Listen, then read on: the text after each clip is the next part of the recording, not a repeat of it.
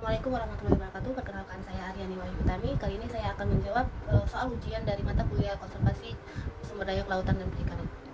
Untuk pertanyaan pertama, mengapa penting memperhatikan faktor sosial dan ekonomi dalam konservasi penyu? Jelaskan disertai dengan contoh kasusnya. Nah, kita tahu penyu merupakan kelompok hewan purba saat ini dalam kondisi semakin mendekati kepunahan.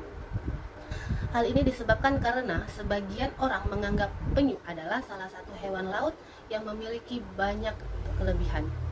Perburuan yang sangat intensif karena nilai ekonomi seperti telur, daging, dan cangkangnya, di mana cangkangnya yang dapat digunakan untuk cindera mata, dagingnya yang dikonsumsi karena dianggap berkhasiat untuk obat dan ramuan kecantikan, serta telurnya yang banyak dikonsumsi masyarakat.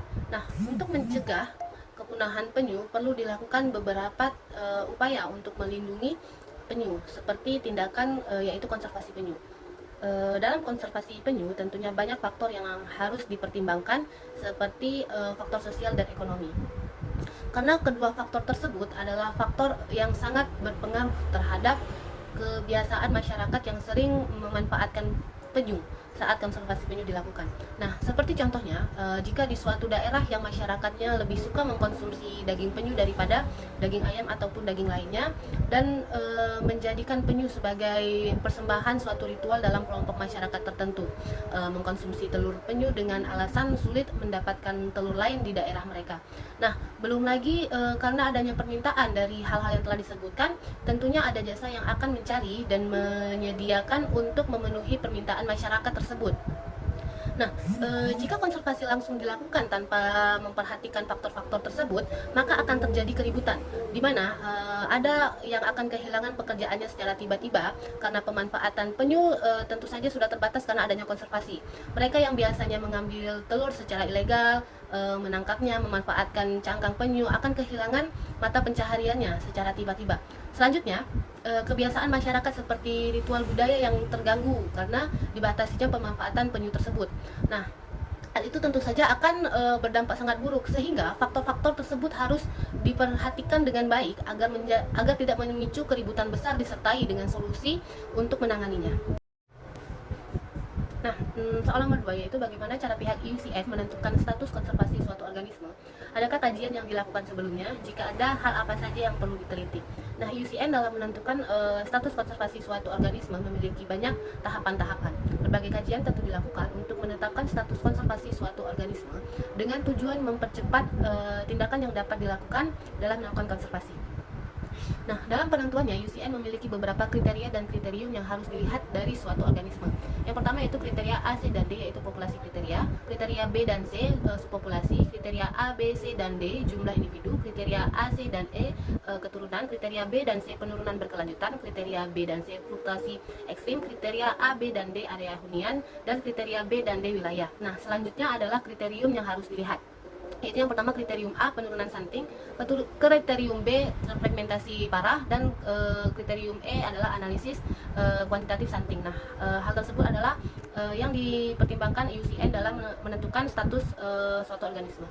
Untuk soal ketiga yaitu apa yang dimaksud dengan status konservasi not evaluate dan less concern, mengapa status ini bisa manch, faktor apa saja yang mempengaruhinya. Nah, not evaluate atau NE adalah kategori status konservasi yang tidak dievaluasi berdasarkan kriteria IUCN.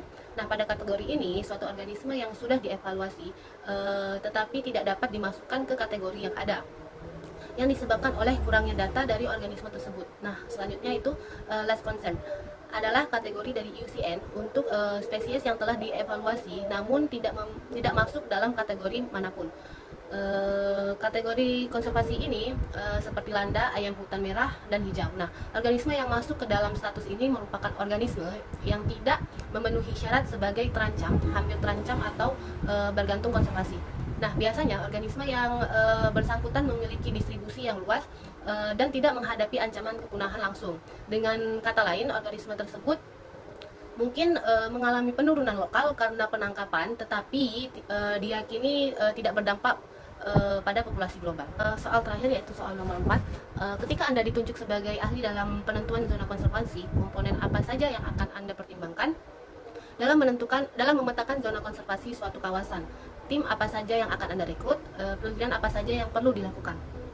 Nah, komponen atau tahapan yang saya pertimbangkan yaitu yang pertama survei lapangan, analisis ancaman atau peluang, seleksi dan rekomendasi, konsultasi masyarakat, penetapan dan penataan batas, zonasi, rencana pengelolaan, badan pengelola, mentoring sukses atau kegagalan, dan pengelolaan aditif. Nah, tim yang akan saya rekrut adalah masyarakat setempat, pemerintah setempat, tim kerja penyusunan rancangan penataan, zona pengelolaan dan blok pengelolaan, unit pengelola, unit pelaksana teknis, dan berbagai instansi yang terkait.